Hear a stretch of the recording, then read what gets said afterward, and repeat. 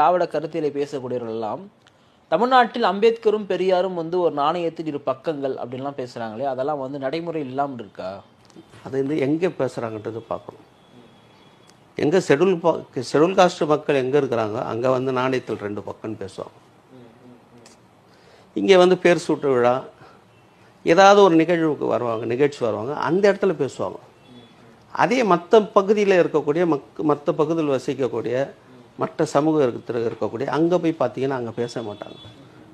பாபா அம்பேத்கர் பேரே பேச மாட்டாங்க. அதனால தானே இன்றைக்கி அந்த சிலைக்கு கூண்டு போட்டு இருக்கிறாங்க, செருப்பு மாலை போடுறாங்க, அவமானப்படுத்துகிறாங்க. இவங்க பேசியிருந்தால் அந்த பிரச்சனையே கிடையாது. இப்போ பாபா சாஹிபுடைய இந்த தேசத்துக்கு அவருடைய பங்கு என்ன, ஒட்டுமொத்த மக்களுடைய அவருடைய பங்கு என்ன? நீ பேசுகிற சமூக நீதின்றியா, அந்த சமூக நீதிக்கு சொந்தக்காரர் அவர் தான்.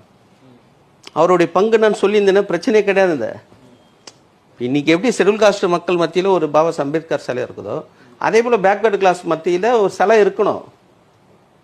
ஏன்னா ரைட் டு ஓட்டுன்றது பாபா அம்பேத்கர் வாங்கி கொடுத்தாரு. எஜுகேஷனல் எம்ப்ளாய்மெண்ட்டில் பாபா அம்பேத்கர் வாங்கி கொடுக்குறாரு. ஆர்டிகல் 340 ரொம்ப சிரமப்பட்டு கொண்டு வந்தார், பேக்வேர்டு கிளாஸ்ன்றாரு. அது நாட்டுடைய பிரதமராக இருக்கக்கூடிய நேருகுரு எதிர்க்கிறார், இந்து கோட் பில்லுக்கு ஆதரிக்கிறார். ஆனால் பேக்வேர்டு கிளாஸுக்கு எதிர்க்கிறார். எதிர்க்கும் போது சொல்கிறார், நான் உருவாக்கின ஆல் இண்டியா ஷெட்யூல் காஸ்ட் ஃபெடரேஷனு அந்த கட்சியை கூட கழிச்சிருவேன், பேக்வேர்டு